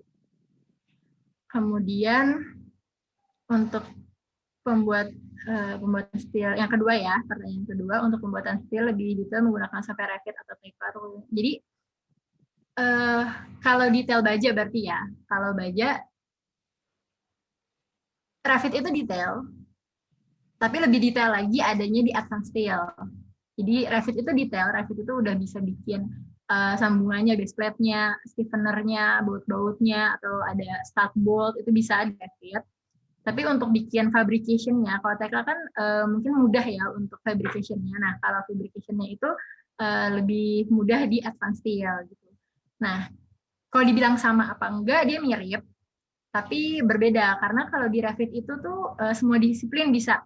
Jadi arsitek bisa, struktur bisa, MEP bisa, KC bisa. Nah, kalau di Tekla itu setahu saya lebih ke struktur. Jadi arsitek itu nggak bisa. Dan strukturnya pun lebih advance-nya ke steel, ke baja. Kalau untuk betonnya masih kurang gitu kan. Jadi dibilang sama ya beda gitu. Tapi kalau untuk detail baja lebih mudah menggunakan Revit, kemudian dengan bantuan Advanced Steel. Kemudian pertanyaan keduanya, apakah software SketchUp dan Tekla bisa diimport-ekspor ke dalam software Revit? Kan? Bisa. Jadi selama software lain itu bisa untuk ekspor to DWF atau IFC atau DXF, itu mereka bisa dibaca di Revit gitu. Nah, di Navis juga bisa. Nah, kalau Tekla tuh biasanya saya juga bekerja sama dengan kontraktor PEB yang menggunakan Tekla, jadi nanti dia ngasih ke saya bentuk file bentukannya IFC. IFC itu apa namanya, kayak file native gitu ya, file native. Kayak kalau di CAD kita pakai DWG gitu kan. Nah, IFC itu untuk BIM kita biasanya tukar datanya menggunakan IFC. Saya mengirim ke Tekla juga pakainya IFC. Kemudian udah ya? Udah mungkin Bu. Nah. Udah. Tapi di sini masih ada beberapa pertanyaan mungkin dari teman-teman. Ada dua lagi saya catat ya. Iya. Ada dua lagi saya catat. Apa sekalian saja Bu? Boleh. Ya, berarti sekalian saja. Pertama tuh, tiga lagi ternyata. Pertama saya bacain. Di saat, ini dari Aridanda ya, Aridanda Musi. Di saat desain program kita dianalisa, kalau seandainya ada salah satu gambar tersebut kurang bagus, apakah bisa untuk dirubah dalam satu gambar tersebut? Itu yang pertama. Terus di sini ada dari Farhan. Untuk perencanaan rumah tinggal, apakah rencana plumbing dan elektrikal, floor, struktural, dan ceiling bisa dijadikan dalam satu file atau harus dibuat terpisah? Itu pertanyaan keduanya, Bu. Dan untuk pertanyaan ketiganya, apakah semua model yang mempresentasikan gedung adalah BIM, misalnya model yang hanya berisi data 3 dimensi visual, tetapi tanpa atribut objek, seperti itu? Maaf, yang ketiga saya kurang paham pertanyaannya, gimana? Oh ya, untuk pertanyaan nomor 3 itu dari Rifa Tawakal. Beliau bertanya apakah semua model yang mempresentasikan gedung adalah BIM, seperti itu. Misalnya model yang hanya berisi data 3 dimensi visual, tetapi tanpa atribut objek. Ya. Oke. Jadi yang pertama tadi saya kayaknya jawabnya satu-satu aja ya, agak sedikit ini. Apa tadi yang pertama? Baik, yang pertama tadi itu, sebentar saya buka lagi Bu. Di saat desain program kita dianalisa, kalau seandainya ada salah satu gambar yang kurang bagus, apakah bisa dirubah seperti itu, Bu? Oke. Jadi bisa banget.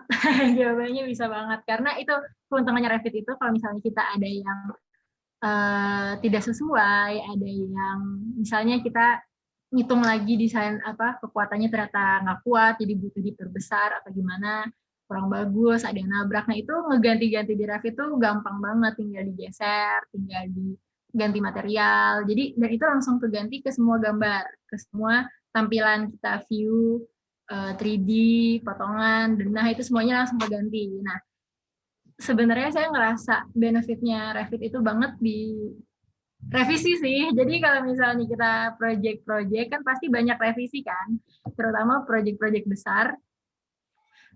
Awalnya desainnya seperti A, kemudian mintanya diganti jadi B gitu kan ya. Kebutuhan owner, budget owner, jadi menyesuaikan lagi gitu. Nah kalau di CAD kan gantinya butuh waktu ya, maksudnya kita harus ngecek-ngecek lagi di semua gambar gitu. Kalau di Revit ya kita tinggal ganti modelnya aja, kita ganti modelnya, sheet-nya tinggal kita rapi-rapiin dikit lah gitu, udah bisa langsung kita kirim ke klien lagi untuk di-review lagi gitu. Jadi kalau untuk perubahan itu sangat bisa dilakukan. Nah yang kedua mungkin Saya bacain lagi. Iya. Untuk yang kedua itu, untuk perencanaan rumah tinggal, apakah rencana plumbing dan elektrikal, floor, struktural, dan ceiling bisa dijadikan dalam satu file atau harus dibuat terpisah seperti itu? Oke. Sebenarnya bisa dibuat dalam satu file. Tadi saya bilang bisa synchronize gitu. Tapi sekarang pertanyaan saya adalah dia yang menggambar ini satu orang atau banyak orang?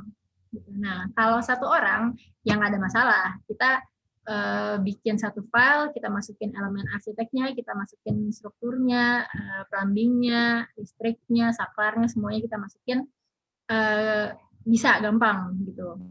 Kita tinggal pakai template-nya yang coordination, yang construction kalau nggak salah. Nah, kemudian kalau kita kerjanya bersama-sama, itu harus membutuhkan synchronize. Jadi kita harus terhubung di sebuah sistem server misalnya. Jadi komputer saya dengan komputer teman saya nanti sama-sama mengerjakan file yang sama dengan disiplin yang berbeda. Nanti kita save di tempat teman saya, otomatis keganti gitu. Jadi tergantung yang gambar itu satu orang atau banyak orang.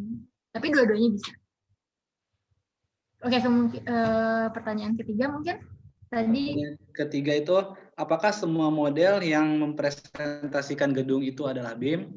Misalnya model yang hanya berisi data 3D visual tetapi tanpa atribut objek.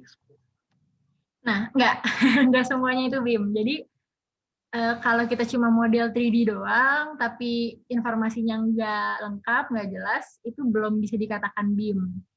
Atau BIM dengan LOD rendah, LOD 3 gitu. Jadi LOD udah banyak ya, level of detail, level of design gitu.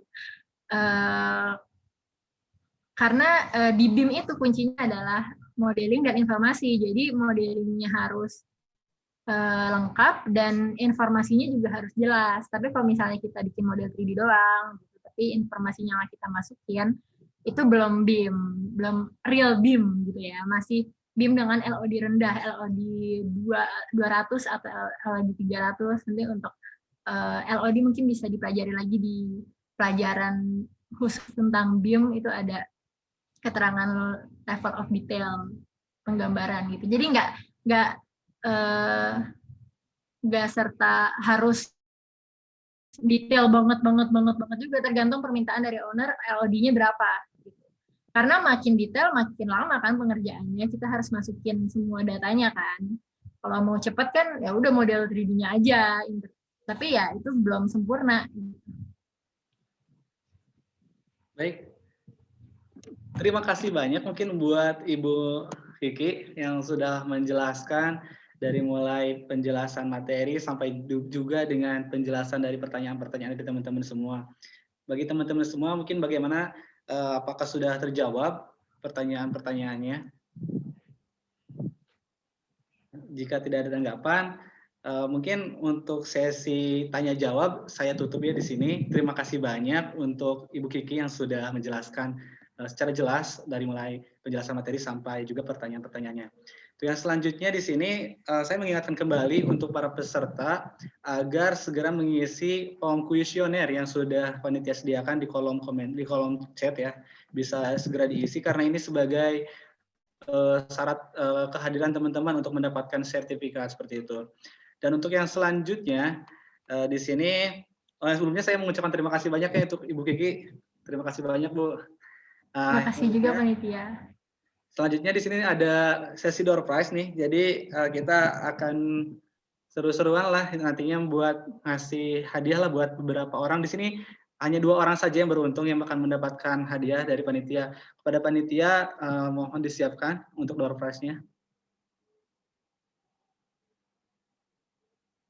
Sambil menunggu ya. Nah, ini kita sudah panitia dari tadi sudah merangkum ya beberapa nama. Jadi total yang daftar itu untuk webinar Galeri Sipil ini ada 200 orang dan untuk yang daftar trainingnya ada 30 orang. Yang kemudian kami total keseluruhan ada 230.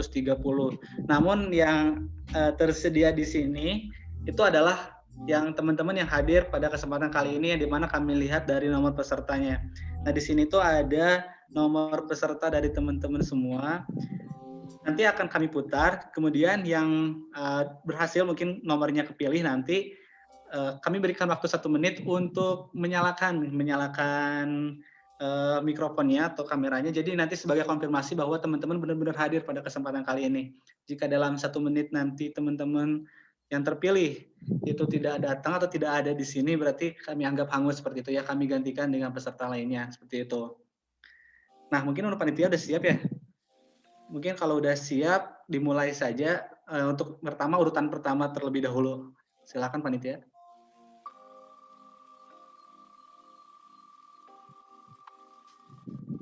Nah, ya.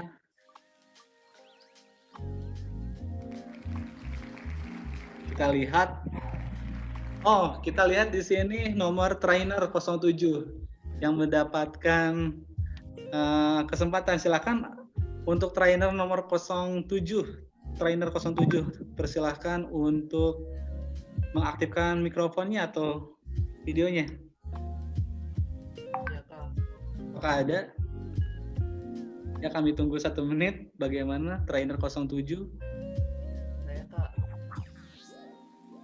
Oh, ada ya? Ya ada. Oke.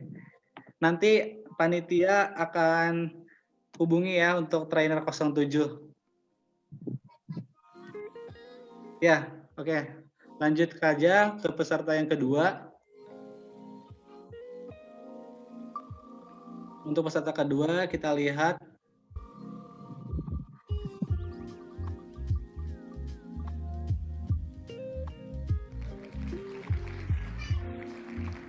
Oh, di sini sudah ada hasilnya.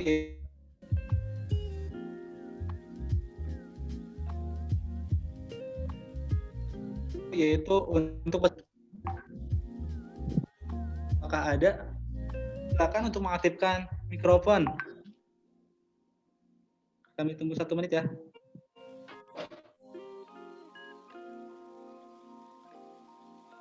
Belum ada ya?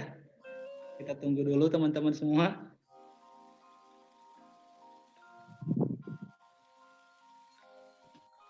Kita tunggu dulu.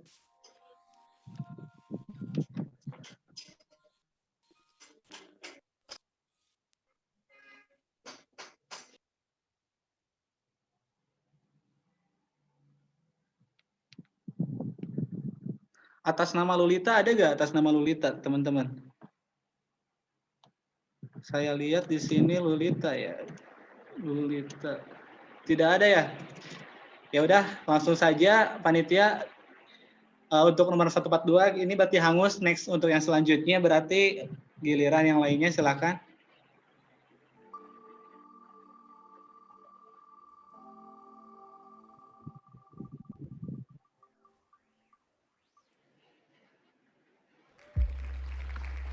Nomor 198.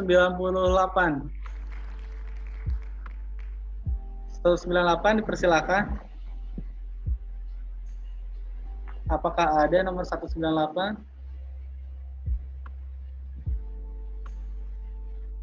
198 nggak ada ya? Saya lihat di sini tidak ada 198 atas nama Restu Setia Nugroho. Tidak ada ya?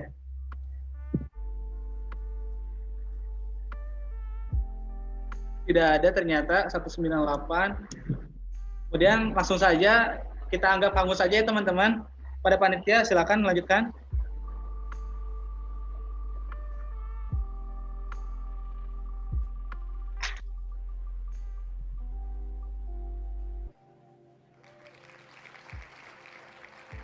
Nomor 69. Silakan nomor 69, apakah ada 69?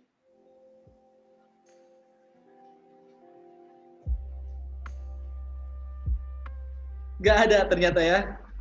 Tidak ada juga 69. 69 atas nama Fajar Ramadan. Fajar Ramadan, saya cek dulu ya teman-teman semua, Fajar Ramadan. 80, enggak, tidak ada ternyata ya. 69. Ya udah, tuh yang selanjutnya mungkin ini dihangus juga ya teman-teman. Mungkin karena belum beruntung aja ya ini pada tidak hadir. Panitia mungkin langsung saja dilanjutkan.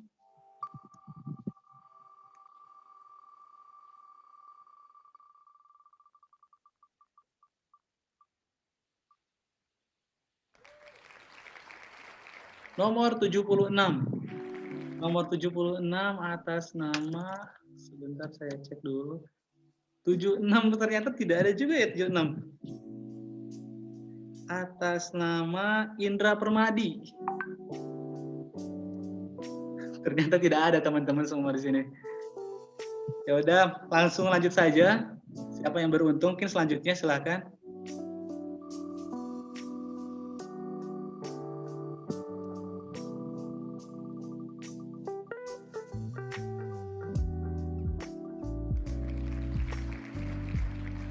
Nomor 155. 155.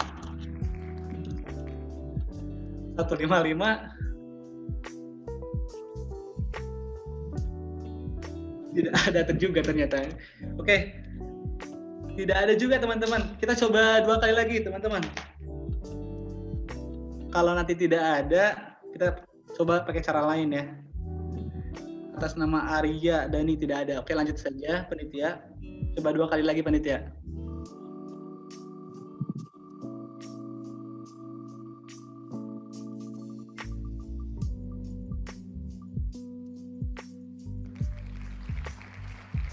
Trainer 09, apakah ada? Trainer 09. Atas nama Christopher Setiawan.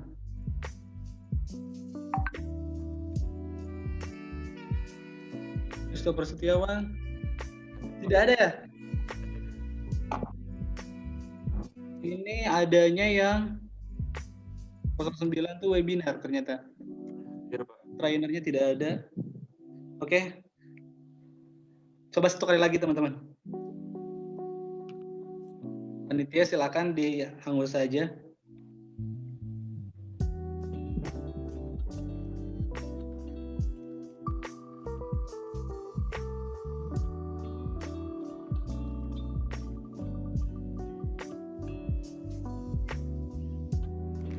Oh, maaf.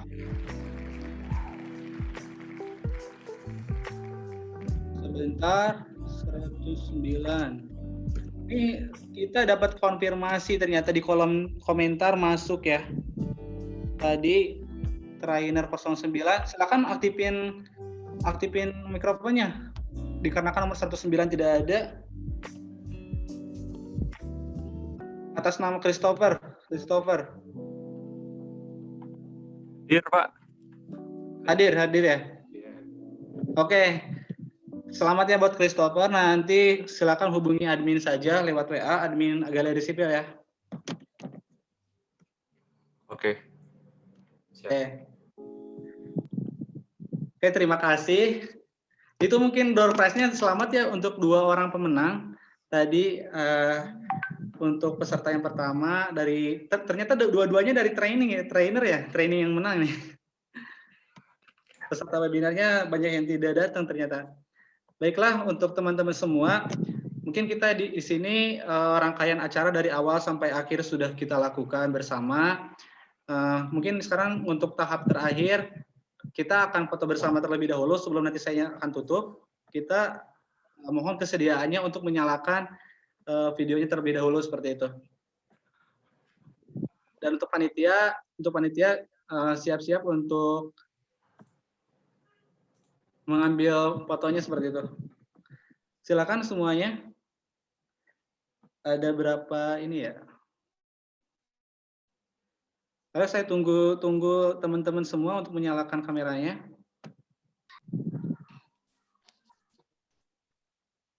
Ada 4 slide ya, ada 4 slide. Panitia dimohon ya untuk mengambil gambar. Oke, saya mulai untuk slide pertama ya. Untuk slide pertama, silakan bergaya boleh teman-teman semua. Untuk slide kedua selanjutnya. Terus ada slide ketiga. Dan slide keempat. Oke. Terima kasih banyak buat semua teman-teman yang sudah berpartisipasi mengikuti acara Galeri Sipil yang pertama ini, acara webinar yang pertama. Harapan dari kami untuk kedepannya, kami akan terus memberikan informasi-informasi seputar dunia teknik sipil, yang kemudian nantinya harapannya nanti akan ada webinar-webinar lanjutan selanjutnya dengan topik-topik yang lebih menarik tentu kedepannya. Saya ucapkan terima kasih banyak buat Ibu Kiki sebagai trainer beserta juga dari tim WorkX yang sudah berpartisipasi pada kesempatan kali ini. Juga saya mengucapkan terima kasih juga kepada para peserta yang hadir pada kesempatan kali ini. Untuk info-info selanjutnya terkait dengan sertifikat, silakan teman-teman hubungi panitia dengan cara mengisi kuesioner terlebih dahulu, kemudian nanti panitia akan memberikan informasi lanjutan di grup yang sudah disediakan seperti itu. Saya Puja Asaryanda Ramadhani selaku moderator. Mohon maaf apabila terdapat kesalahan pada pelaksanaan acara kali ini. Saya beserta tim Galeri Sipil mengucapkan permintaan maaf yang sebesar-besarnya jika belum bisa memberikan yang terbaik dan berharap kedepannya bisa memberikan informasi-informasi menarik kedepannya seperti itu. Terima kasih, saya pamit. Assalamualaikum warahmatullahi wabarakatuh. Waalaikumsalam warahmatullahi wabarakatuh. Terima kasih. Waalaikumsalam warahmatullahi wabarakatuh. Terima kasih Pak. Terima kasih ya Mbak Kiki. Terima kasih Mas. Terima kasih. Terima kasih Pak.